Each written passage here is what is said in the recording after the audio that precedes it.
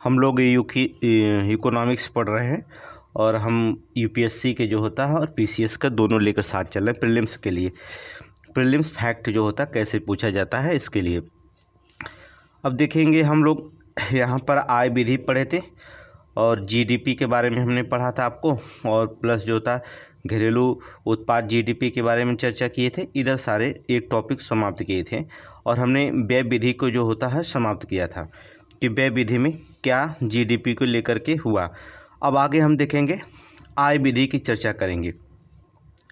आय विधि में हम लोग जो होता है यहाँ पर चर्चा करेंगे कि आय विधि किसे कहा जाता है। पहले देखिए, इसमें उत्पादन के कारकों के लिए सभी भुगतानों के कुल परिणाम को शामिल किया जाता है। आय विधि, आय आप समझ रहे हैं ना कि जो उत्पादन होता है, जितने कारक होते हैं वो सभी भुगतानों के कुल परिणाम को इसमें शामिल किया जाता है। और हम ये एनसीईआरटी पढ़ा रहे हैं, बस इतना ही जानिएगा, ठीक है। ये अवधारणा मौलिक विचार उत्पन्न होती है कि सभी फर्मों के द्वारा सामूहिक रूप से अर्जित आय जो होता है, अर्जित आय उन लोगों के बीच वितरित किया जाना चाहिए जिन्होंने उत्पादन प्रक्रिया में योगदान दिया है। अर्थात उत्पादन के जो होते चार कारक उद्यमशीलता, श्रम, पूंजी और प्राकृतिक संसाधन होते हैं। ये चार फर्म जो होता हमने आपको बता दिया था पहले कि चार कारक होते हैं, उद्यमशीलता, श्रम, पूंजी और प्राकृतिक संसाधन। ये उत्पादन के जो होते चार कारक होते हैं, ये आपको हमने पहले ही बताया था, ठीक है। अब देखिए, सभी फर्मों के द्वारा अर्जित लाभ, पहला लगाई गई समस्त पूंजी से जो होता है जो प्राप्त ब्याज होंगे उसको शामिल करेंगे, प्राकृतिक संसाधन हेतु प्राप्त किराए को और सभी मजदूरों द्वारा अर्जित मजदूरी को, ठीक है। ये जो होते आय के मदे होती है इसमें, ठीक है, इसमें शामिल मदे होती है आय की। अब देखिए शामिल मदे क्या क्या हैं इसमें, यहाँ तक कि जो होता पुराने सामानों की बिक्री से प्राप्त आय पर ब्रोकर दलाल के द्वारा कमीशन लिया जाता है, ठीक है। स्वयं उपभोग के लिए उत्पादन का मूल्य राष्ट्रीय आय में जो होता है शामिल किया जाता है, ये भी याद रखेंगे। शामिल नहीं की गई मदें क्या क्या कौन सी मदें जो होता है शामिल नहीं की जाती हैं, देखेंगे तो आय में कौन सी मदें शामिल नहीं की जाती हैं। अप्रत्याशित लाभ जैसे लॉटरी की आय, ये नहीं शामिल की जाती हैं। हस्तांतरण प्राप्तियाँ, सेकेंड हैंड वस्तु की बिक्री से प्राप्त आय, ये भी शामिल नहीं की जाती है। शेयर और बॉन्ड डिवेंचर बिक्री से प्राप्त आय, ये भी शामिल नहीं। ये आय मदें जो होती हैं, इस आय के मदों में जो होता है इनको शामिल नहीं किया जाता है, इतना याद रखेंगे। क्योंकि यूपीएससी में एनसीईआरटी का सबसे बड़ा रोल होता है, कौन सी मदें शामिल की जाती हैं, कौन सी मदें नहीं शामिल की जाती हैं, इन पर ज़्यादा फोकस आप करेंगे इसमें, ठीक है। आगे देखेंगे समष्टि अर्थव्यवस्था के जो होते चर या कारक कौन कौन से होते हैं। हमने व्यष्टि और समष्टि दो पढ़ाया था हमने, तो समष्टि अर्थव्यवस्था के जो होते हैं कि चर कारक कौन कौन से होते हैं उस पर हम देखेंगे। पहले देखिए, यहाँ पर देखेंगे कि एक वर्ष के दौरान देश के घरेलू क्षेत्र में होने वाले अंतिम वस्तुओं और सेवाओं के समय के उत्पादन का परिणाम होता है। पहले याद रखिए, समष्टि कहने का मतलब होता है सकल घरेलू जीडीपी क्या होता है। सकल घरेलू जीडीपी क्या होता है, पहले इस पे फोकस करिए। हेडिंग डालेंगे सकल घरेलू जीडीपी, ग्रॉस डोमेस्टिक प्रोडक्ट। ये क्या है, एक वर्ष के दौरान देश के सभी घरेलू क्षेत्र, मतलब देश के घरेलू क्षेत्र में होने वाली जो अंतिम वस्तु और सेवाओं के समय का उत्पादन का परिणाम होता है, ठीक है। दूसरी, ये कल्पना की जा सकती है कि भारत में कार्य करने वाले विदेशी नागरिकों ने भी इस जीडीपी में उत्पादन की भूमिका निभाई है। पहले याद रखिएगा, ये भी शामिल करेंगे जीडीपी में, ठीक है। विदेशी नागरिकों ने भी जो होता है इस जीडीपी में उत्पादन की भूमिका निभाई होती है, ये भी शामिल करेंगे। प्रीलिम्स फैक्ट है ये। अगला, इस प्रकार की जीडीपी सीमाओं में संबंधित है जबकि जीएनपी नागरिकों से संबंधित होती है। जीडीपी किससे, सीमाओं से संबंधित है, जबकि जीएनपी नागरिकों से संबंधित होती है, ये भी याद रखिएगा। अब जीएनपी क्या होती है, सकल राष्ट्रीय उत्पाद, ठीक है, ग्रॉस नेशन प्रोडक्ट। जीएनपी क्या है, इस पे आप फोकस करेंगे। वह आय या उत्पाद जो देश के निवासियों के आर्थिक एजेंटों से प्राप्त होती है, अर्थात अनिवासी भारतीयों द्वारा जो होता अर्जित भारत में हिस्सा नहीं होता है, या अर्थात इसमें जीएनपी का हिस्सा नहीं होता है, याद रखिएगा। ये वो कहलाती है सकल राष्ट्रीय उत्पाद। दूसरी चीज़, जीडीपी जितनी होती है प्लस शेष विश्व में नियोजित उत्पादन के घरेलू कारकों के द्वारा अर्जित कारक आय माइनस शेष विश्व के घरेलू अर्थव्यवस्था में नियोजित उत्पादन के कारक के द्वारा अर्जित आय को इसमें शामिल किया जाता है। दूसरा, इसमें शेष विश्व में जो होता प्राप्त भुगतान जैसे निःशुल्क, ठीक है, शेष विश्व में प्राप्त भुगतान शामिल नहीं होते हैं। याद रखिएगा किसमें, जीएनपी में। जीडीपी, जीएनपी ये दोनों में डिफरेंस क्या है, इन दोनों फैक्ट से आप पढ़ करके समझ जाइएगा। ठीक है, आगे देखेंगे एक चीज़ देखेंगे, शुद्ध निबल जिसे एनएनपी कहा जाता है। ठीक है, शुद्ध या निबल राष्ट्रीय उत्पाद, ये क्या होता है, वर्ष भर में पूंजी का एक हिस्सा के कारण, ठीक, एक हिस्सा के ह्रास के कारण कम हो जाता है जिसे मूल्य ह्रास कहा जाता है। क्या कहा जाता है, वर्ष भर में पूंजी का एक हिस्सा जो होता है ह्रास के कारण कम हो जाता है जिसे मूल्य ह्रास कहा जाता है। दूसरा, जब हम जीएनपी से मूल्य ह्रास को घटाते हैं तो परिणामी कुल आय को राष्ट्रीय उत्पाद कहा जाता है।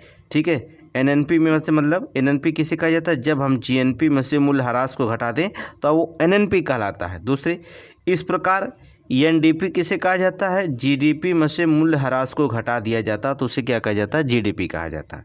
ठीक है, ये भी याद रखिएगा। आगे देखें नेक्स्ट क्वेश्चन, बाजार मूल्य लागत की कहते हैं। हम देखिए एनसीईआरटी पढ़ा रहे हैं, ये रखिएगा कौन सी बुक चल रही है, एनसीईआरटी बुक चल रही है। ठीक है, यूपीएससी प्रीलिम्स के लिए एनसीईआरटी बुक चल रही है आपकी। बाजार मूल्य एवं कारक लागत क्या होते हैं, बाजार मूल्य किसे कहा जाता है, यह विक्रेता के उत्पाद खरीदते समय उपभोग के द्वारा वहन की जाने वाली लागत को हम बाजार लागत कहते हैं, मूल्य कहा जाता है। देखेंगे क्या कहा जाता है, बाजार लागत यह विक्रेता के उत्पाद को खरीदते समय उपभोक्ता द्वारा वहन की जाने वाली लागत है। यह उस मूल्य को प्रतिनिधित्व करता है जिस पर अर्थव्यवस्था में वस्तु और इकाइयां बेची जाती हैं, जिसमें अप्रत्यक्ष कर और सब्सिडी शामिल होती हैं। जिसमें क्या होती हैं, अप्रत्यक्ष कर और सब्सिडी शामिल होती हैं। कारक लागत किसे कहा जाता है, फैक्टर कॉस्ट किसे कहा जाता है, यह वस्तुओं और सेवाओं के विनिर्माण की प्रक्रिया में उत्पादन कारकों के लिए एक फर्म के द्वारा किए गए व्यय से संबंधित होता है। ठीक है, कारक लागत किससे होता है, यह वस्तुओं और सेवाओं के विनिर्माण की प्रक्रिया में उत्पादन के कारकों के लिए एक फर्म के द्वारा की गई व्यय से संबंधित होती है। क्या, कारक लागत, फैक्टर लागत कहलाती। ठीक है, अब इसमें देखेंगे, यहाँ पर देखेंगे वित्त आयोग जो था, जैसे अप्रत्यक्ष कर शामिल नहीं है जो सरकार को दिए जाते हैं, इसमें शामिल नहीं किया जाता। अर्थात कारक लागत बराबर बाजार मूल्य माइनस अप्रत्यक्ष प्लस कर सब्सिडी। ठीक है, इसको घटा दिया जाता है। कहने का मतलब कारक लागत में बाजार मूल्य जो होता है उसमें अप्रत्यक्ष कर और सब्सिडी को जो होता है घटा दिया जाता है, तो आपका कारक लागत का फैक्टर निकल जाता है। ठीक है, समझ गए आप।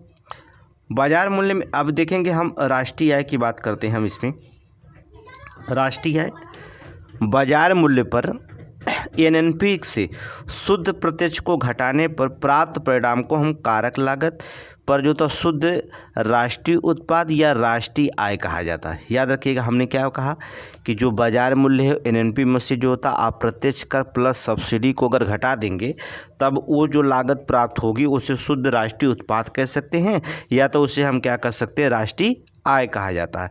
कहने का मतलब होता है राष्ट्रीय आय, अर्थात ये डिपेंड करता है कारक लागत पर, अर्थात कारक लागत को ही राष्ट्रीय आय कहते हैं। इन बाजार मूल्य से अप्रत्यक्ष कर और सब्सिडी को घटा दिया जाए तो ही कारक लागत की श्रेणी में आता है।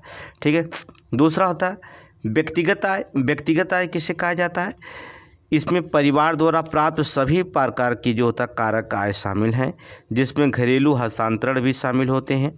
ठीक है, उसे व्यक्तिगत आय पर्सनल इनकम अर्जित और अनर्जित दोनों योग को दर्शाया जाता है। ठीक, दोनों योग को दर्शाता है।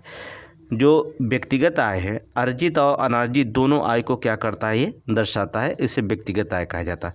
तो एनसीईआरटी बुक्स जब पढ़ेंगे आपको ये सारे क्वेश्चन जो होते हैं बड़े आराम से जो होता है यहाँ पर मिल जाएंगे। ठीक है, जब एनसीईआरटी बुक आप पढ़ेंगे तो इसमें जो होता है शामिल कौन सी मद आय विधि में है, ये शामिल हैं। ये सारे एनसीईआरटी बुक से आपको मिल जाएंगे, बस लिखने का तरीका एक अलग होना चाहिए। आगे चलेंगे,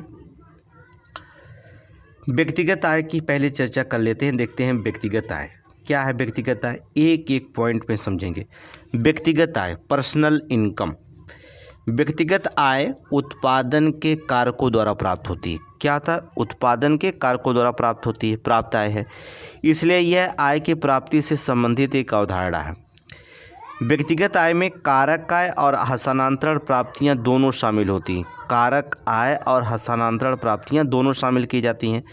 कंपनियों की अवितरित लाभ और कॉर्पोरेटर कर व्यक्तिगत आय का हिस्सा शामिल नहीं होता है। ये व्यक्तिगत आय का हिस्सा नहीं, कौन? कंपनियों को जो होता है अवितरित लाभ जो होता है और जो कॉर्पोरेट कर होते हैं, ये दोनों जो होते हैं व्यक्तिगत कर में शामिल नहीं होते, अर्थात व्यक्तिगत आय में शामिल नहीं होते। प्रीलिम्स का फैक्ट है, एक एक अक्षर आप पढ़ेंगे यूपीएससी के लिए तो आपका पूरी समझ में आएगा, एनसीईआरटी का। ठीक है। दूसरी चीज़ होती है राष्ट्रीय आय। अभी बताया हमने कि राष्ट्रीय आय क्या होती है, नेशनल इनकम क्या होती है। नेशनल इनकम उत्पादन के कारकों के द्वारा प्राप्त आय है। ठीक है, इसलिए यह आय सृजन से संबंधित अवधारणा है। ये आय इसलिए जो होता है यह आय सृजन से क्या है, संबंधित अवधारणा है। प्राप्तियां या भुगतान नेशनल इनकम के अंतर्गत शामिल नहीं होती। कौन सी? प्राप्तियां और भुगतान, दो चीज़ों याद रखिएगा। कौन कौन सी? प्राप्तियां और भुगतान, ये जो चीज़ें जो होती हैं नेशनल इनकम के अंतर्गत शामिल नहीं होती हैं। ठीक है। कंपनियों के अविभाजित लाभ और कॉर्पोरेट कर भी इसमें शामिल होती हैं, याद रखिएगा। राष्ट्रीय आय में क्या? कंपनियों के जो होते हैं अवितरित लाभ और कॉर्पोरेट कर जो होता शामिल होते हैं यहाँ पर, जबकि यहाँ पर शामिल नहीं होते हैं, यहाँ पर शामिल नहीं होते। अगर व्यक्तिगत आय होती है तो अवितरित लाभ और कॉर्पोरेट पीआई का हिस्सा नहीं होता है, लेकिन अगर राष्ट्रीय आय होती है तो उसमें शामिल होते हैं कंपनियों के अवितरित लाभ और कॉर्पोरेट कर जो में नेशनल इनकम में शामिल होते हैं। याद रखिएगा, राष्ट्रीय आय में शामिल होते हैं। दोनों में डिफरेंस आप देख लेंगे, दोनों में डिफरेंस देखेंगे। एनसीईआरटी बुक से आपके लिखती है दोनों में डिफरेंस क्या है, आप समझ जाइएगा कि व्यक्तिगत आय और राष्ट्रीय आय में क्या दोनों में डिफरेंस होता है। ठीक है। आगे चलेंगे हम। पीडीआई अर्थात व्यक्तिगत प्रयोज्य आय। ठीक है, व्यक्तिगत प्रयोज्य आय। अब इसमें क्या होता है, ये भी शामिल कर देंगे। देखिए, पीडीआई व्यक्तिगत आय में से प्रत्यक्ष कर माइनस परिवार द्वारा भुगतान किए गए विविध शुल्क और जुर्माने घटा दिया जाए तो पीडीआई अर्थात व्यक्तिगत प्रयोज्य आय प्राप्त हो जाती है। ठीक है। ये देश में व्यक्तियों और परिवारों के प्रयोज्य आय को संदर्भित करता है। ये प्रत्यक्ष व्यक्तिगत करों, आयकर और संपत्ति कर के भुगतान करने के बाद व्यक्तियों से के पास बची हुई आय होती है। ठीक है। ये व्यक्तिगत प्रत्यक्ष करों, जो प्रत्यक्ष कर होते हैं और आयकर होते हैं, संपत्ति कर होते हैं, इनके भुगतान करने के बाद व्यक्तियों के पास जो आय बचती है उसे व्यक्तिगत प्रयोज्य आय की श्रेणी में रखा जाता है। ठीक है, व्यक्तिगत प्रयोज्य आय की श्रेणी में रखा जाता है। आप समझोगे पीडीआई का है। ठीक है, पीडीआई क्या है, आप यूपीएससी में क्वेश्चन पूछा जाएगा तो समझ जाएंगे। ठीक है। अब देखेंगे एनडीआई क्या है, नेशनल जो होता है क्या है, इसमें देखेंगे बाजार मूल्य पर शुद्ध राष्ट्रीय उत्पाद प्लस शेष विश्व में अन्य चालू हस्तांतरण इसमें शामिल किए जाते हैं। देखिए क्या क्या शामिल किए जाते हैं। बाजार मूल्य पर शुद्ध राष्ट्रीय उत्पाद को प्लस शेष विश्व में जो होता अन्य चालू हस्तांतरण को, ये दो जो होते हैं ये राष्ट्रीय प्रयोज्य आय में जो होता है शामिल किए जाते हैं। ठीक है। ये समग्र रूप से देश की प्रयोज्य आय को संदर्भित करते हैं। क्या करती हैं, समग्र रूप से देश की जो होता प्रयोज्य आय को क्या करते हैं, संदर्भित करते हैं। कारक लागत पर शुद्ध राष्ट्रीय उत्पाद, शुद्ध अप्रत्यक्ष कर तथा शेष विश्व में शुद्ध चालू हस्तांतरण कर का कुल योग होता है। इसमें याद रखिएगा पूरी तरह से। ठीक है। कारक लागत पर जो होता है शुद्ध राष्ट्रीय उत्पाद, शुद्ध अप्रत्यक्ष कर, शेष विश्व में शुद्ध चालू हस्तांतरण कर जो होता है कुल योग इनमें शामिल कर दिया जाए तो ये हो जाता है प्रयोज्य, राष्ट्रीय प्रयोज्य आय। क्या क्या होता है, नोट्स बना लेंगे। इन चारों को नोट्स बनाएंगे तभी आप जो होता है पेपर सॉल्व कर पाएंगे। जब आप ठीक है। PI, NI, PDI और NDI, इन चारों का नोट्स एक साथ बना करके अच्छे से गेन करेंगे, तब आप समझ में आएगा कि NCERT बुक का महत्व क्या होता है। बहुत महत्व होता है प्रीलिम्स के फैक्ट के लिए। ये समझ लीजिए प्रीलिम्स का बहुत इसे माइंड मैप के द्वारा पढ़ाया जाता है। ठीक है, आगे देखेंगे नेक्स्ट क्वेश्चन। GDP डिफ्लेक्टर क्या होता है, इसमें देखेंगे। GDP डिफ्लेक्टर, GDP सांकेतिक GDP और वास्तविक GDP में 100 को गुणा करेंगे तो GDP डिफ्लेक्टर प्राप्त होगा। समझ गए। वास्तविक रूप से GDP की गणना करने के लिए मुद्रास्फीति के प्रभाव को समायोजित किया जाता है। इस समायोजन के कारक को आमतौर पर GDP डिफ्लेक्टर के रूप में जाना जाता है। क्या कहा जाता है? आमतौर पर जो होता है GDP डिफ्लेक्टर के रूप में जो होता है जाना जाता है। अर्थात GDP डिफ्लेक्टर का मतलब होता है सांकेतिक GDP और वास्तविक GDP गुणेशन। अब देखेंगे सांकेतिक GDP में क्या शामिल होते हैं, इस पे देखेंगे। आप देखेंगे एक वित्तीय वर्ष में भारत में उत्पादित सभी वस्तुओं और सेवाओं का बाजार मूल्य जो होता है इसमें शामिल किया जाता है सांकेतिक GDP में। ठीक है, सांकेतिक GDP में देखा जाए तो सांकेतिक GDP में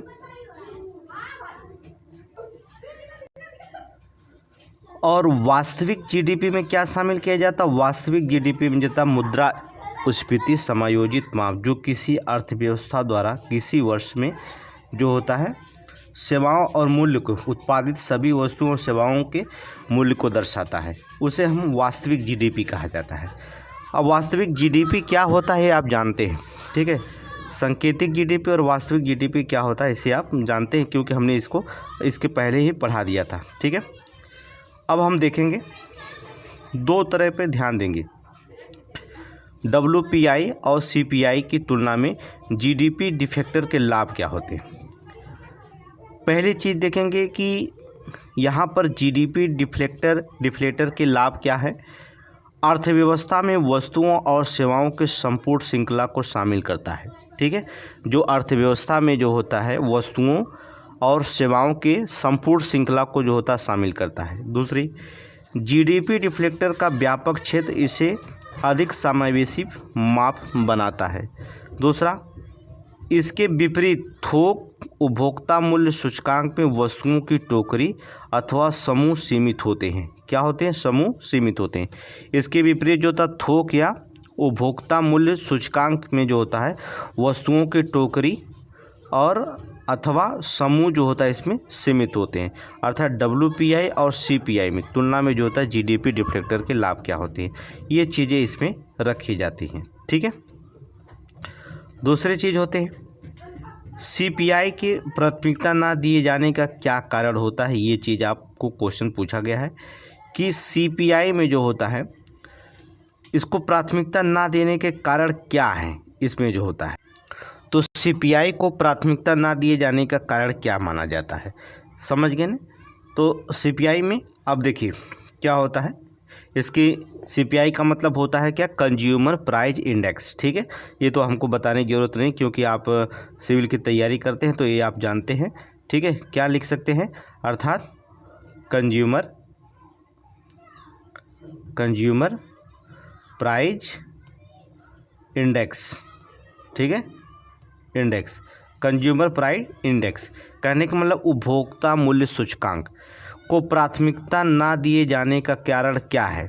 दिए जाने के कारण, ना दिए जाने के कारण क्या है? क्या उपभोक्ता मूल्य सूचकांक को प्राथमिकता ना दिए जाने का कारण क्या माना जाता है? पहला, उत्पादित सभी वस्तुओं और सेवाओं का उपयोग खुदरा उपभोक्ताओं के द्वारा नहीं किया जाता है।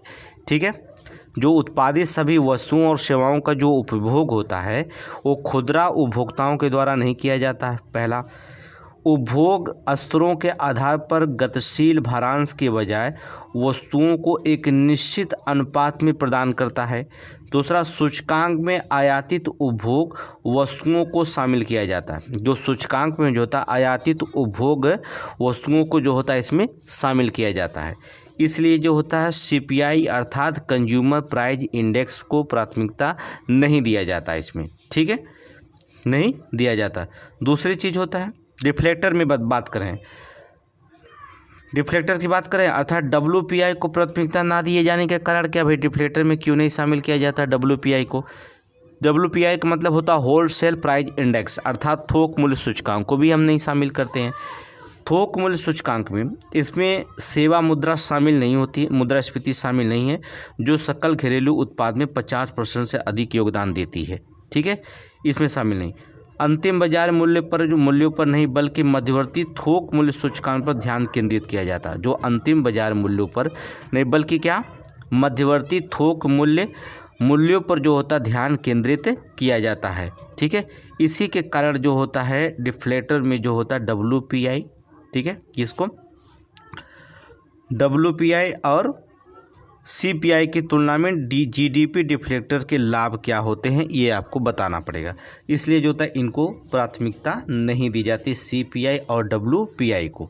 आप समझ गए GDP के तहत क्या किया जाता है, GDP डिफ्लेक्टर क्या होता है आप समझ गए। इसलिए इनको GDP डिफ्लेक्टर में शामिल ना किए जाने के कारण क्या है, यही दो WCPI और WPI क्यों नहीं शामिल किया जाता है, रीजन आप इसे यही समझेंगे। ठीक है, आगे चलेंगे। नेक्स्ट GDP एडिलेट PPP क्रय शक्ति क्षमता पर सकल घरेलू उत्पाद एक माप है जो किसी देश के आर्थिक उत्पादन की जीवन यापन के सापेक्ष लगता है कि मुद्रा दर के आधार पर समायोजित करती है। अब देख लेंगे इसमें, चलिए अब देखेंगे इसमें क्या है, ध्यान से देखिए। ये ऑस्ट्रेलिया के मार्केट है और ये इंडिया के समान है। $1 बराबर कितने का होता, 80 रुपया मिनिमम मान के चलिए। अगर यहाँ पर हमने यही सामान जो होता है अमेरिका में ख़रीदा तो हमें $10,000 देना पड़ा। जब हमने क्या किया भारत में जब ख़रीदा तो पता चला 8 लाख रुपए हमको देना पड़ गया। ठीक है, कितना देना पड़ा, 10,000 की जगह कितना 8 लाख देना पड़ गया। कहने का मतलब $1 का मूल्य 80 रुपया हो गया। सीधे बात है, $1 का मूल्य कितना 80 रुपये।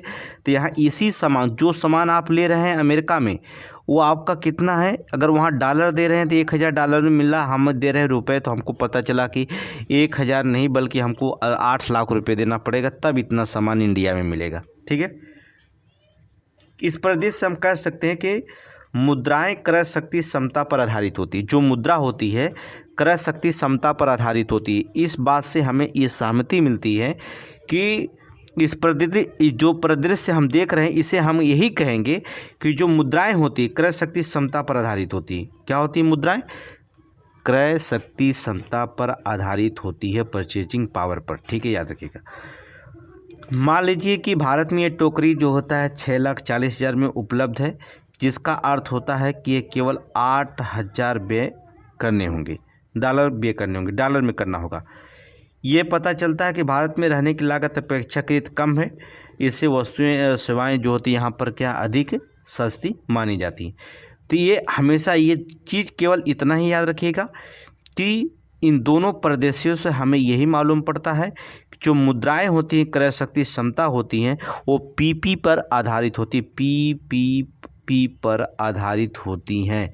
तो कभी कभी जो होता है क्वेश्चन जो होता है PP का जो होता पूछ देता है, तो आप जो होता है उसको पूरी तरह से पढ़ेंगे। ठीक है, पब्लिक प्राइवेट पार्टनरशिप। ठीक है, फुल फॉर्म अगर लिखना चाहते लिख लेंगे। यहाँ पर एक यहाँ प्राइवेट पार्टनरशिप से नहीं मतलब है, यहाँ PP क्रय शक्ति क्षमता का मतलब हो जाएगा परचेजिंग पावर पैरिटी। ठीक है, ठीक है, पैरिटी। ठीक है, यहाँ पर देखेंगे परचेजिंग पावर पैरिटी यहाँ पर रखा जाएगा। समझ गए आप? अब देखिए क्या है, पहला मुद्रास्फीति क्या है ये देखेंगे। मुद्रास्फीति क्या है, इसमें मुद्रास्फीति क्या है, ऐसी स्थिति जिसमें सामान्य मूल्य स्तर में निरंतर अनियंत्रित वृद्धि होती है, मुद्रा की क्रय शक्ति क्षमता में गिरावट होती है, अतः यह मूल्य वृद्धि की स्थिति होती है। क्या कहता है मुद्रास्फीति कहाँ होती है, एक ऐसी स्थिति आती है जिसमें मूल्य स्तर में निरंतर और अनियंत्रित वृद्धि हो जाए। ठीक है, वृद्धि होती चली जाए, अनियंत्रित वृद्धि हो जाए और मुद्रा की क्रय शक्ति क्षमता में क्या हो जाए, गिरावट आती है, यह जो होता है मूल्य वृद्धि होती है, यह जो होता है मूल्य वृद्धि की स्थिति होती है। ठीक है, कारण क्या होते हैं, दो चीज़ के कारण माने जाते हैं। पहला कारण होता है मांग प्रेरित मुद्रास्फीति और लागत प्रेरित मुद्रास्फीति। दो कारण हैं, मांग प्रेरित मुद्रास्फीति और लागत प्रेरित मुद्रास्फीति। ठीक है, वस्तुओं और सेवाओं की मांग, जब वस्तुओं और सेवाओं की मांग में तेज़ी से बढ़ती है तो आपूर्ति अधिक हो जाती है। जब क्या होती है, जब वस्तु और सेवाओं की मांग तेज़ी से बढ़ने लगती है तो आपूर्ति से क्या होता है, अधिक हो जाती है। पहली बात, जब आपूर्ति से क्या हो जाए, जितनी आपूर्ति हो जाए उससे अधिक हो जाती है। उपभोक्ता व्यय क्या होता है, आशावादी उपभोक्ता जिनके पास प्रयोज्य आय है वे अधिक खर्च करते हैं, जिससे मांग क्या हो जाती है, बढ़ जाती है। मांग प्रेरित मुद्रास्फीति। सहकारी व्यय, अर्थव्यवस्था में मांग पैदा होती है, उदाहरण कल्याणकारी योजनाएं अधिक प्रयोज्य आय, अधिक व्यय, मांग और मुद्रास्फीति पर निर्भर करती है, याद रखिएगा। ठीक है, योजनाएं अधिक प्रयोज्य आय, अधिक व्यय हो जाता है, मांग भी होती है और मुद्रास्फीति तब कहलाती है इसमें। अब हम मांग प्रेरित मुद्रास्फीति को समझें। वस्तु और सेवाओं की मांग बढ़ जाती है, उपभोक्ता व्यय बढ़ जाता है, सरकारी व्यय भी बढ़ जाता है, बस इतना ही जानिएगा। ठीक है, इनमें मांग पैदा, इन सब में जो होता है, अगर उपभोक्ता वस्तुओं और सेवाओं की मांग बढ़ जाए, उपभोक्ता व्यय बढ़ जाए, सरकारी व्यय बढ़ जाए तो मांग प्रेरित मुद्रास्फीति में हम शामिल करेंगे, बस इतना याद रखिएगा। दूसरे चलेंगे, अगर हम देखेंगे लागत प्रेरित मुद्रास्फीति की अगर हम बात करते हैं तो उत्पादन लागत में वृद्धि होती है, अर्थात कच्चे माल की लागत और मजदूरी बढ़ती है। व्यवसाय उन लागतों को उच्च कीमत के माध्यम से ग्राहक को आरोपित करता है। ठीक है, व्यवसाय जो होता है उन लागत को जो उच्च कीमत के माध्यम से जो तक ग्राहकों को क्या करता है, आरोपित करता है। आपूर्ति आघात, आपूर्ति श्रृंखला में व्यवधान जैसे प्राकृतिक आपदाएं, भू राजनीतिक घटनाएं, अन्य अप्रत्याशित आघात वस्तुओं की आपूर्ति में कमी ला सकती है। ठीक है, वस्तुओं की जो आपूर्ति में क्या करती, कमी ला सकती है, आपूर्ति व्यवधान में, ये भी जान लीजिए।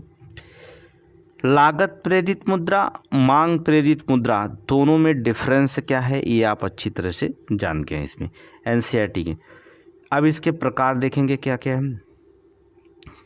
कभी कभी क्वेश्चन जो होता है यहाँ से बहुत इंपॉर्टेंट पूछा जाता है। कम मुद्रास्फीति या रेंगती हुई मुद्रास्फीति कहा जाती है, किसे कहा जाता है, धीमी और पूर्व अनुमानित रेखाओं पर चली हो। ठीक है, वृद्धि की सीमा आमतौर पर 3% से कम होती है तो कम मुद्रास्फीति या रेंगती हुई मुद्रास्फीति कहा जाता है। ठीक है, वॉकिंग या जो होता है ट्रैकिंग इन्फ्लेशन किसे कहा जाए, इसके माध्यम से 3 से 7% परंतु 10% से कम होते हैं। ठीक है, अति मुद्रास्फीति किसे कहा जाता है, इस प्रकार की मुद्रास्फीति विशाल और तीव्र होती है जिसकी वार्षिक दर लाखों और अरबों रुपए में जो तक खरबों रुपये पर पहुंच जाती है। ठीक है, दूसरी चीज़ तेजी से बढ़ती मुद्रास्फीति किसे कहा जाता है, दोहरे और तिहरे अंक की सीमा में बहुत अधिक मुद्रास्फीति होती है, उदाहरण 20 से 100% तक या उससे अधिक मुद्रास्फीति शामिल उसमें होती है। ठीक है, तो ये मुद्रास्फीति के प्रकार हैं, कम मुद्रास्फीति या रेंगती हुई मुद्रास्फीति। ठीक है, वॉकिंग या टर्निंग इन्फ्लेशन किसे कहा जाता है, दौड़ती या उछलती हुई कूदती मुद्रास्फीति। अति मुद्रास्फीति शामिल किया जाता है, तेजी से बढ़ती हुई मुद्रास्फीति किसमें शामिल किया जाता है। अब देखेंगे हम दो चीज़ें देखेंगे, एक तो हम देखेंगे इसमें बॉटल नेक मुद्रास्फीति। कौन सा, बॉटल नेक मुद्रास्फीति, ये क्या होती है, इस प्रकार की मुद्रास्फीति तब होती है जब आपूर्ति में तीव्र कमी होती है और मांग क्या करते हैं, जबकि मांग क्या रहता है, स्थिर रहता है।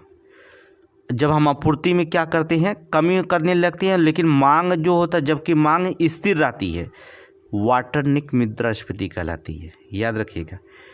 ऐसी परिस्थितियां आपूर्ति पक्ष पर चुनौतियां होती हैं। ठीक है, जोखिमों या कुप्रबंधन से उत्पन्न होती हैं, जिसे अवसर संरचनात्मक मुद्रास्फीति कहा जाता है। जिसे क्या कहते हैं, अवसर संरचनात्मक मुद्रास्फीति भी हम कह सकते हैं। इसमें मांग प्रेरित मुद्रास्फीति के रूप में वर्गीकृत किया जाता है बॉटलनेक मुद्रास्फीति। याद रखिएगा, बॉटलनेक मुद्रास्फीति इस प्रकार की मुद्रास्फीति तब होती है जब आपूर्ति में तीव्र कमी होती है जबकि मांग क्या कर रहे स्थिर होती है, तो बॉटलनेक मुद्रास्फीति कहलाती है।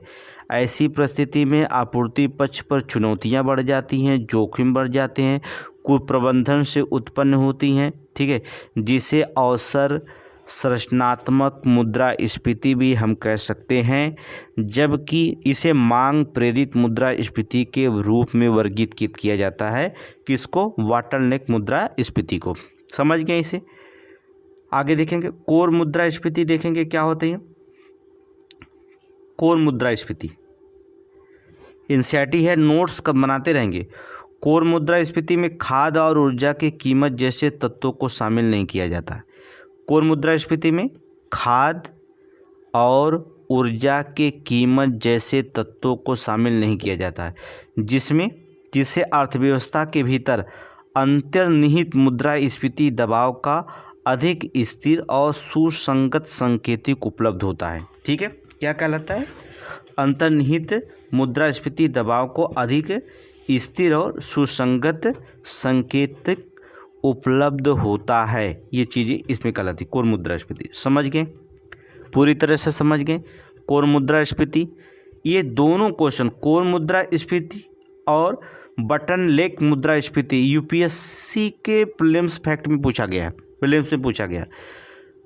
अब इसको जो होता है, अगर यूपीएससी की तैयारी करेंगे तो फिर थोड़ा सा मेहनत तो करनी पड़ेगी आपको। ऐसा नहीं है कि यूपीएससी जो होता है आपको ऐसे डीएम नहीं जानते, डीएम के ऊपर कितने लोड होते हैं, कितनी समस्याएं क्या क्या होती, वो सारी चीज़ें आप पर थोपी जाएंगी, तो आपको मजबूत बनना पहले पड़ेगा, तभी आपको होंगे। ठीक है, आप देखेंगे वस्तुओं की टोकरी के मूल्य मतलब होता है, तो वस्तुओं की टोकरी के मूल्य में आप जानने के लिए क्या इसमें बताया जाए, घर, परिवहन, स्वास्थ्य, इलेक्ट्रॉनिक, खाद्य पदार्थ, ऊर्जा, ईंधन, ये कोर मुद्रास्फीति के अंतर आते हैं। ठीक है, कोर मुद्रास्फीति के अंतर आते हैं। जितना बताया ये सभी के सभी जो होते हैं, ये जो होते हैं वस्तुओं की टोकरी के मूल्य में, ये सब कौन से मुद्रास्फीति के आते हैं? कोर मुद्रास्फीति के अंतर्गत आते हैं।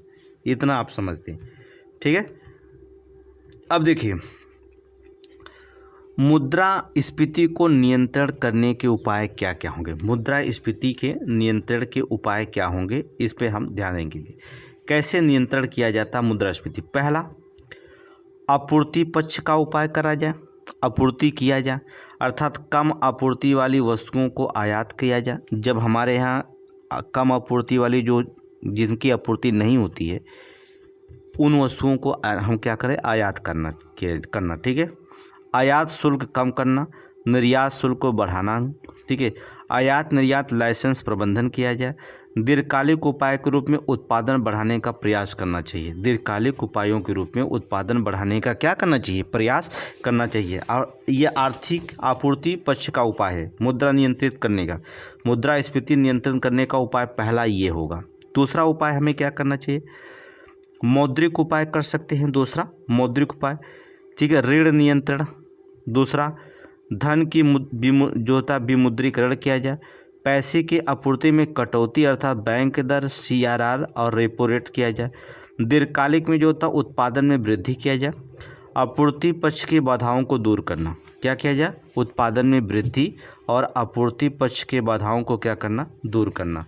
ये क्या कहलाता है? दीर्घकालिक काल कहलाता है। ठीक है, दूसरी चीज़ होता है लागत पक्ष का उपाय। क्या होना चाहिए? लागत पक्ष का उपाय, उत्पादन लागत में कटौती किया जाए। उत्पादन शुल्क और सीमा शुल्क में कटौती। ठीक है, उत्पादन लागत में कटौती, क्या जो उत्पाद शुल्क है और सीमा शुल्क में क्या किया जाए? कटौती किया जाए लागत पक्ष के उपाय में। दीर्घकालीन में बेहतर उत्पादन प्रक्रिया और तकनीकी नवाचार के जो होता है व्यवस्था किया जाए। लोगों की आय में जो होता स्तर वृद्धि में किया जाए। लोगों का आय स्तर में क्या किया जाए? वृद्धि किया जाए। तर्कसंगत वेतन नीति अपनाया जाए। मूल्य पर नियंत्रण किया जाए।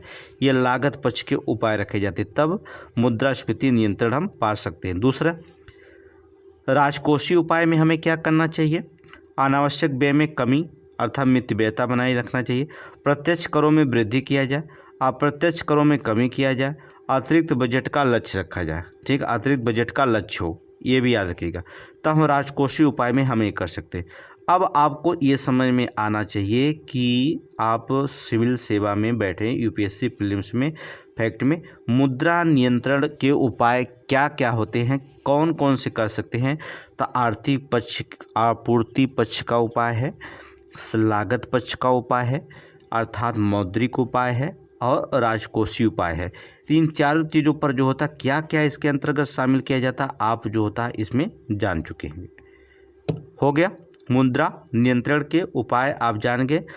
ठीक है, मांग प्रेरित मुद्रास्फीति। ठीक है, यहाँ पर कोर मुद्रास्फीति को याद रख लीजिएगा इसमें, क्योंकि पूछा गया है। और जो होता वाटल नेक मुद्रास्फीति क्या होती, इसको भी याद रखिएगा। ठीक है, जो भी क्वेश्चन वो पूछा जाता। अब हमें मुद्रास्फीति का प्रभाव क्या होता है, इस पर ध्यान देना होगा। मुद्रास्फीति का प्रभाव पर क्या क्या होता है, पहले इस पर ध्यान देंगे। चलिए, मुद्रास्फीति का प्रभाव पहले देखेंगे। बांड धारकों पर प्रभाव पहले देखेंगे। बांड परिपक्वता के बाद निश्चित रिटर्न देता है, इसलिए मुद्रास्फीति के दर में वृद्धि के कारण बांड धारक को नुकसान होता है। क्या होता है, प्रीलिम्स में पीसीएस में पूछा गया। जो बांड धारक होते हैं उनको जो होता मुद्रास्फीति का प्रभाव में, मुद्रास्फीति से क्या होता है, उनको नुकसान होता है, याद रखिएगा। निश्चित आय समूह पर क्या प्रभाव पड़ता है, जिनका आय निश्चित है। मुद्रास्फीति वेतनभोगी और पेंशनभोगी वर्ग में अत्यधिक प्रभावित करती है, क्योंकि मुद्रास्फीति के साथ आय में कोई वृद्धि हुए बिना भी मुद्रास्फीति क्या करती है, बढ़ती है।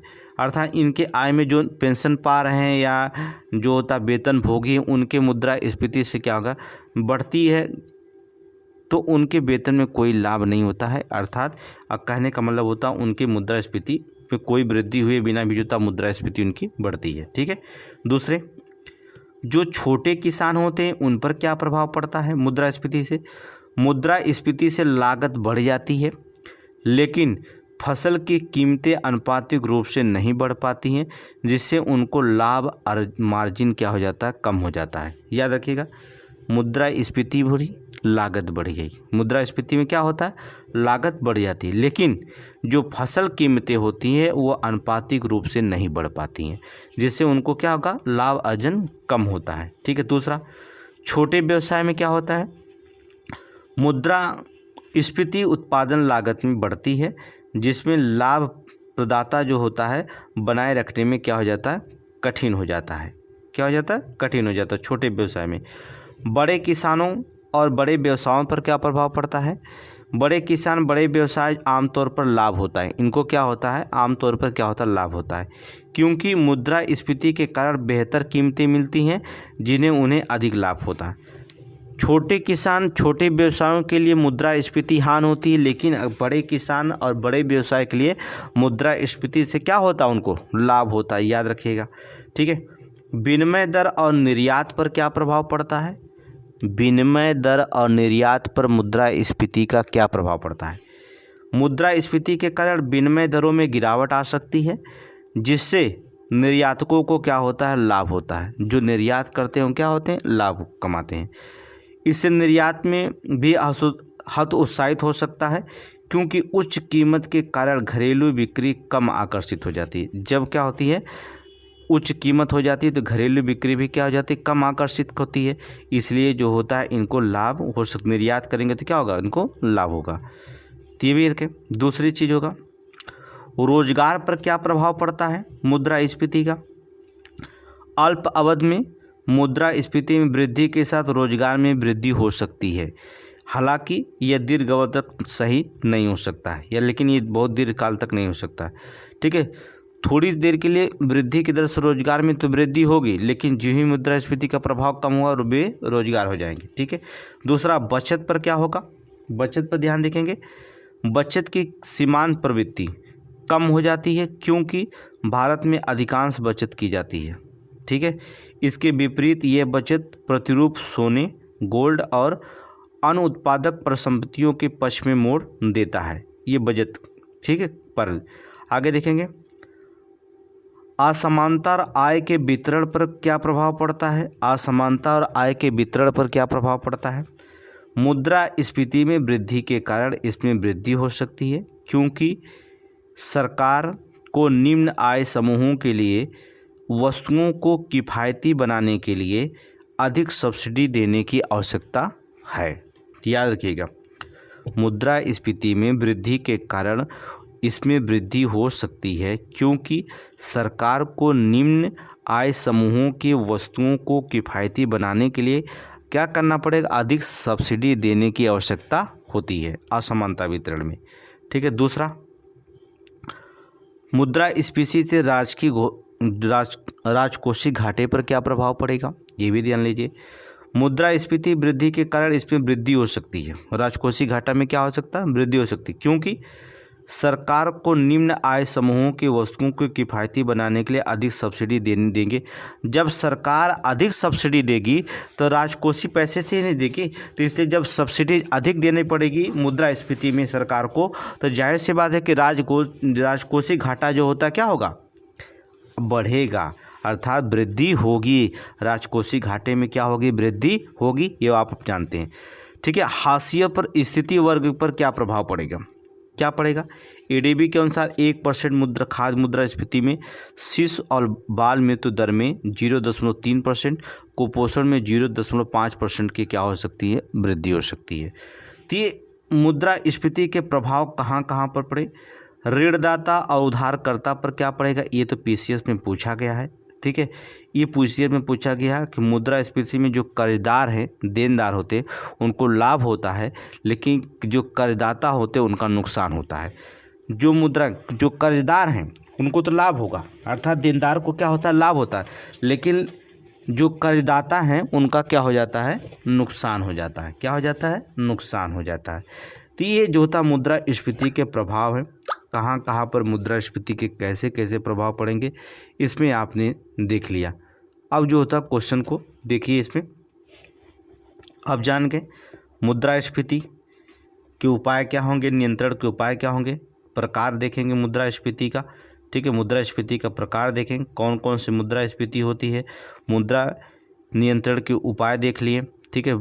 देखिए, बैंकिंग और मुद्रास्फीति ये प्रीलिम्स का बहुत मेन चैप्टर है आपका, याद रखिएगा, बहुत मेन चैप्टर है। अब देखेंगे फिलिप्स वक्र को तो हमने आपको पहले ही बता दिया था।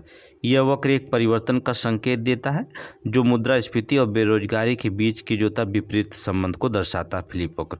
तो इसको हमने आपको पहले ही बता दिया था, इसमें कोई वो नहीं है। ठीक है। चलेंगे, हम हेडिंग डालेंगे मुद्रास्फीति संबंधी अवधारणाएं क्या होती है। मुद्रास्फीति संबंधी क्या क्या अवधारणाएं हैं उस पर हम फोकस करेंगे। ठीक है। चलेंगे, पहले देखेंगे अपस्फीति। अपस्फीति क्या होती है? अपस्फीति तब होती है जब पूरी अर्थव्यवस्था में वस्तुओं और सेवाओं की कीमत क्या हो जाए? कम होती है।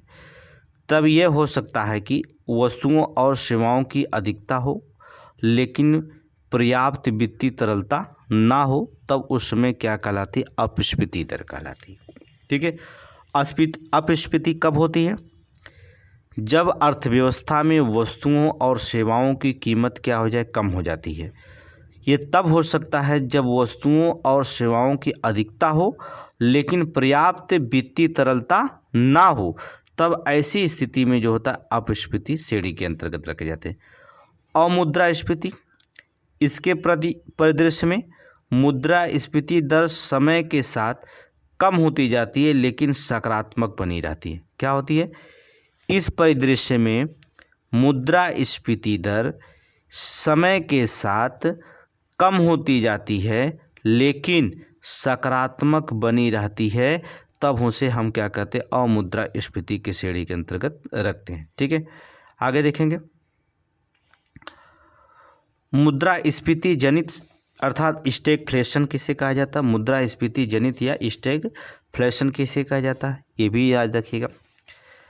मुद्रास्फीति मंदी तब उत्पन्न होती है जब आर्थिक स्थिरता अर्थात शून्य आर्थिक वृद्धि और मुद्रास्फीति दोनों एक साथ घटित होती हैं। मुद्रास्फीति जनित मंदी तब उत्पन्न होती है जब आर्थिक स्थिरता और मुद्रास्फीति दोनों एक साथ क्या होती हैं, घटित होती, दोनों एक साथ घटित होती है, तब मुद्रास्फीति जनित कहलाती है। यह एक ऐसी आर्थिक अवधि को दर्शाती है जिसमें कोई वृद्धि नहीं होती है, अपेक्षाकृत उच्च बेरोजगारी होती है, वस्तुओं की कीमत बढ़ जाती है और सकल घरेलू उत्पाद में गिरावट आती है। ठीक है, ये ऐसी आर्थिक अवधि को दर्शाती है जिसमें कोई वृद्धि नहीं होती है, अपेक्षाकृत बेरोजगारी में क्या होती है, वृद्धि होती है, उच्च बेरोजगारी हो जाती है, वस्तुओं की कीमत बढ़ जाती है और सकल घरेलू उत्पाद में क्या होती है, गिरावट आने लगती है। ठीक है, दूसरी चीज़ हो जाती है, देखेंगे स्टैग्फ्लेशन किसे कहा जाता है। सापेक्ष और प्रासंगिक मूल्य वृद्धि सभी वस्तुओं में नहीं, एक या छोटे समूह से संबंधित होता है। उदाहरण में जैसे खाद्य पदार्थों, प्याज और आलू की कीमतों में वृद्धि जबकि अन्य समान रहें तब हमें स्टैग्फ्लेशन कहलाते हैं। ठीक है, तब उसे हम क्या कहते हैं, स्टैग्फ्लेशन कहलाते हैं। ये शब्द को याद रखिए। प्रीलिम्स फैक्ट में हमने बताया शब्द मोस्ट इम्पॉर्टेंट क्वेश्चन होते हैं और भी सारे इम्पोर्टेंट हैं। मुद्रास्फीति, मुद्रा संस्फीति का मतलब क्या होता है, ये कब होती है, मुद्रा संस्फीति कब होती है, सरकार जानबूझकर बेरोजगारी कम करने और उच्च विकास के लिए मांग को बढ़ावा देने के लिए परिस्थितियां निर्मित करती हैं। इसमें क्या होता है, मुद्रा संस्फीति में क्या होता है, सरकार जानबूझकर क्या करती है, बेरोजगारी को कम करना और उच्च विकास की मांग को बढ़ावा देने के लिए परिस्थितियां निर्मित करती हैं। इसमें व्यय में वृद्धि, कर कटौती, ब्याज दरों में कमी लाई जाती है।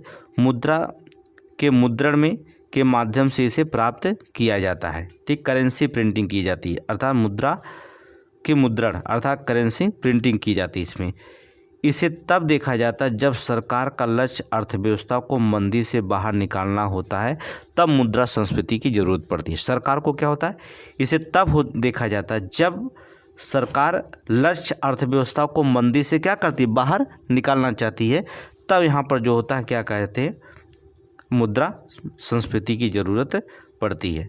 अब समझ गए होंगे। ठीक है, मुद्रास्फीति जनित अर्थात स्टैग्फ्लेशन किसे होता है, मोस्ट इंपॉर्टेंट क्वेश्चन है। इसको हमने बता दिया कि मुद्रास्फीति जनित मंदी तब उत्पन्न होती है जब आर्थिक स्थिरता और मुद्रास्फीति दोनों एक साथ घटित हो। ठीक है, ये एक ऐसी आर्थिक अवधि को दर्शाती है जिसमें कोई वृद्धि नहीं होती है, अपेक्षाकृत उच्च बेरोजगारी होती है, वस्तुओं की कीमत बढ़ जाती है, सकल घरेलू उत्पाद में क्या आती है, गिरावट आने लगती है। तो मुद्रास्फीति अर्थात स्टैग्फ्लेशन के श्रेणी में रखे जाते हैं। ठीक है, अब देखेंगे, अब मुद्रास्फीति संबंधित अवधारणाएं क्या क्या हैं, ये चीज़ें याद रखेंगे, एक एक लाइन नोट करेंगे। ये NCERT बुक के द्वारा तैयार हुआ है, एक एक लाइन नोट करेंगे। अगर UPSC को आप जो होता है प्रीलिम्स क्वालिफाई करना चाहते हैं तो ज़्यादा से ज़्यादा 50 क्वेश्चन तो सही करना ही होगा। ठीक है, 100 क्वेश्चन में 55 क्वेश्चन तो सही करिए जिससे आप सुरक्षित प्रीलिम्स को क्वालिफाई करें। तो ये चीज़ें आपको बहुत इंपॉर्टेंट है, तो इस पर आप फोकस करते रहिए, ज़रूर से ज़रूर इस पर क्या करिए, फोकस करते रहिए। ठीक है, इसको नोट्स बनाइएगा। ठीक है, क्या करिए, नोट्स बनाइएगा। ठीक है, और हमारी रफ्तार को आप थोड़ा से बढ़ाइएगा। ठीक है, रफ्तार बढ़ाने का रीज़न क्या होता है, आप रफ्तार बढ़ाएंगे, हम थोड़ी नहीं रफ्तार बढ़ाएंगे, हम अपनी रफ्तार को मैटर को अच्छी रफ्तार सिर्फ आपके माध्यम से अर्थात आपके द्वारा दिया जाएगा, क्योंकि टीचर्स को उत्साह देने का कार्य सिर्फ स्टूडेंट ही करते हैं। बस वीडियो को लाइक करना, आपको एक ही काम तो करना है, आपको लाइक, अगर नए हैं तो आप सब्सक्राइब कर लीजिए चैनल को। इसके बाद जो होता है सीधे वीडियो को अन्य लोगों के पास शेयर करिए, इससे हमसे लोग जुड़ें और हमसे जुड़ें और हमारे साथ जो होता पढ़ें, क्या कमी है, क्या है उनके पास कमियां हैं, क्या हमारे पास और मैटर में कमी है, हमें बताएं, कमेंट में बताएं, जिससे हम आपको क्या करें और आगे दे सकते हैं। ठीक है, इतनी चीज़ ही करना है। तो वीडियो को पूरा देखिए, एक अच्छा नोट्स बनाइए, प्रीलिम्स में कैसे पास करना है, पूरी एनसीईआरटी का नोट बनाइए। मैं गारंटी देता हूँ बहुत माइंड मैप का ये नोट है, बहुत तेज़ी से आप इसे क्या कर सकते हैं, एब्जॉर्ब कर सकते हैं। ठीक है, आगे चलिए समय नहीं है, आगे देखें। आर्थिक गतिविधियाँ में देखेंगे, आर्थिक गतिविधियाँ क्या चलती हैं। अगर मंदी आई तो मुद्रास्फीति बढ़ेगी, ये मुद्रा संस्फीति होगी। फिर अगर मुद्रा अस्फीति होगी तो अपस्फीति जो होता धीरे से अस्फीति हो जाएगी। और यहाँ पर देखेंगे ये पूर्ण जो था रोजगार वाली लाइन है, पूर्ण क्या है, रोजगार वाली लाइन है। देख रहे हैं ना, इस मैप में आप देखेंगे, आप ध्यान से इस मैप को देखिए। मंदी आएगी, ये पूर्ण बेरोजगार है, ये मंदी आई, मुद्रास्फीति बढ़ी। ठीक है, ये मुद्रा जो था संस्फीति है, ये मुद्रास्फीति बढ़ी। फिर इसके बाद जो अमुद्रास्फीति हुई तो फिर अपमुद्रास्फीति बढ़ जाएगी। ठीक है, तो होता है ये पूर्ण बेरोजगारी से लाइन के इधर उधर आप देखेंगे रेखाएं। तो आप देखेंगे समय है, ये वर्ष से 1 वर्ष की बात करता है, अर्थात समय वर्ष। हम देखेंगे क्या, 2 चीज़ों पर ध्यान देखेंगे। पहले देखिए मुद्रास्फीति प्रीमियम, देखिए क्या होता है, और मुद्रास्फीति कर क्या होता है। मुद्रास्फीति प्रीमियम क्या होता है, ये अतिरिक्त ब्याज दर है जो ऋणदाता मुद्रास्फीति के कारण क्रय शक्ति में होने वाले अपेक्षित हानि को भरपाई से के लिए होती है। ठीक है, मुद्रास्फीति प्रीमियम क्या होता है, ये अतिरिक्त ब्याज दर है जो ऋणदाता मुद्रास्फीति के कारण क्रय शक्ति में होने वाली जो अपेक्षित हानि है उसके लिए भरपाई के लिए क्या कहलाता है, मुद्रास्फीति प्रीमियम लाई जाती है।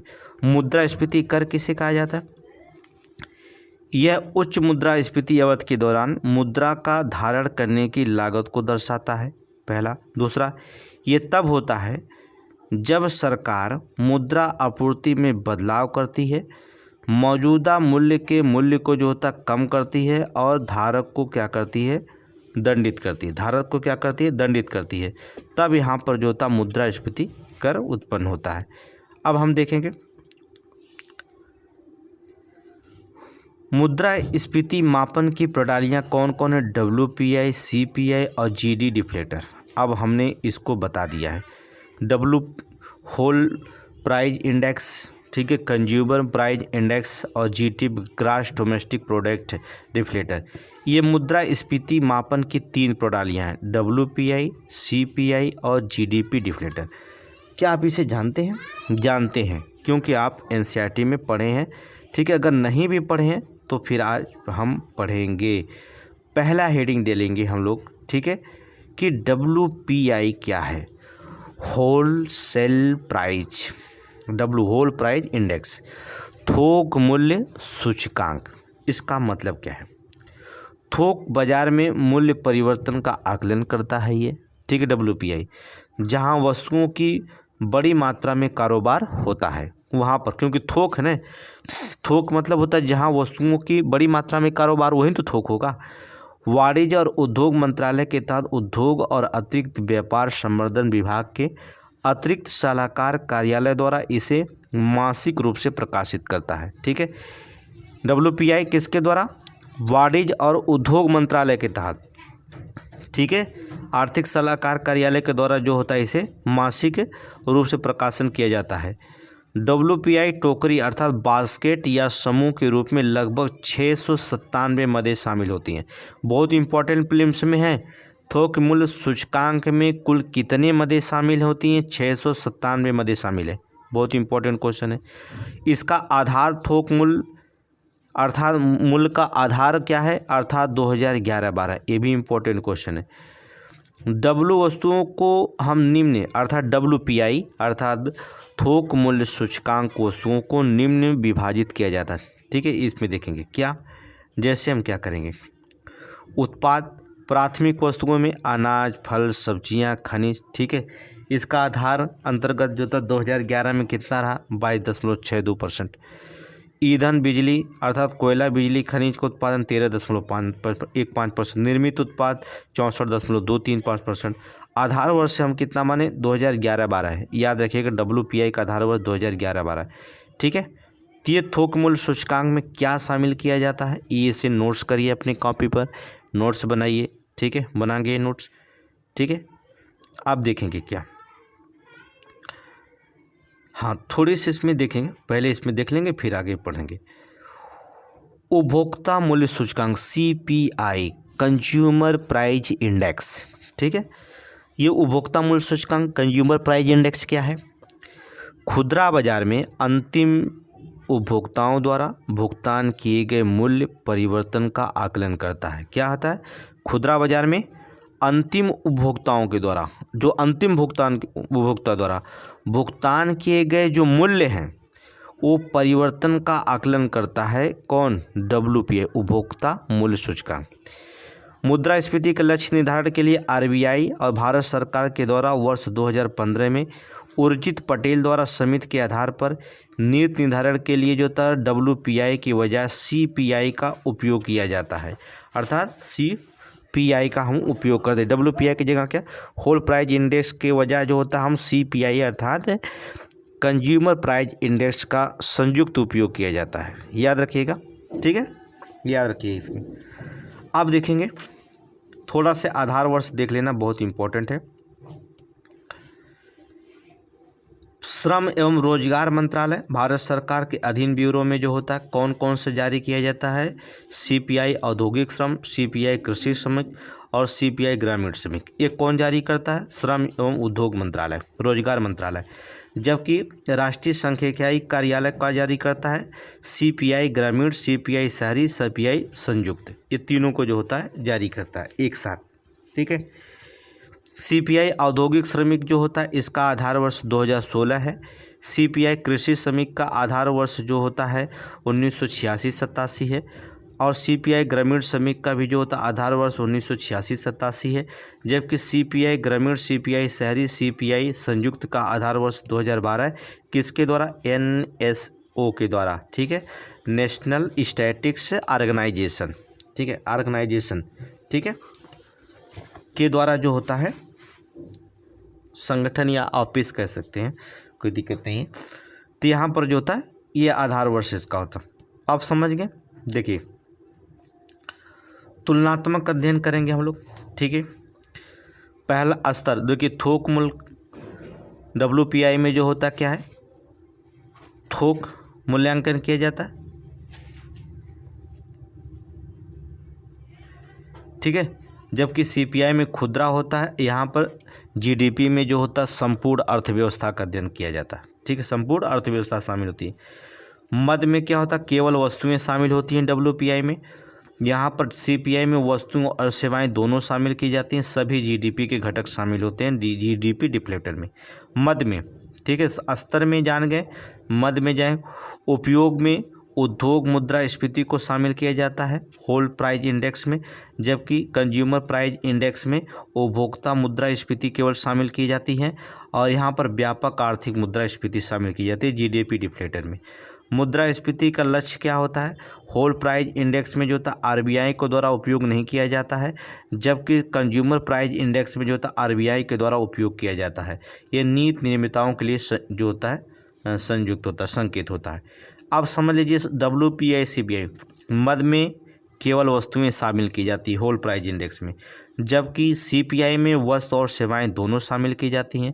उपयोग में केवल उद्योग मुद्रास्फीति शामिल की जाती है होल प्राइस इंडेक्स में, जबकि CPI में उपभोक्ता मुद्रास्फीति शामिल की जाती है। होल प्राइस इंडेक्स में RBI के द्वारा उपयोग नहीं किया जाता है होल प्राइस इंडेक्स का, जबकि CPI का उपयोग RBI क्या करती है, उसका उपयोग करती है, इसका उपयोग करती है। आप समझ गए, इसका उपयोग करती है। दोनों का तुलनात्मक अध्ययन बहुत इंपॉर्टेंट है, इसको जो होता है नोट्स बनाइएगा, ठीक है। जो चैप्टर मोस्ट इंपॉर्टेंट है उसे बताएंगे।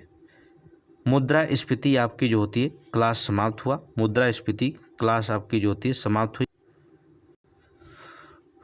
इसमें आपको हमने क्या पढ़ाया, मुद्रास्फीति को पूरे चैप्टर को समाप्त कर दिया। अब हमें मुद्रास्फीति की जगह अब हम क्या पढ़ना पड़ेगा, मुद्रा पढ़ना पड़ेगा।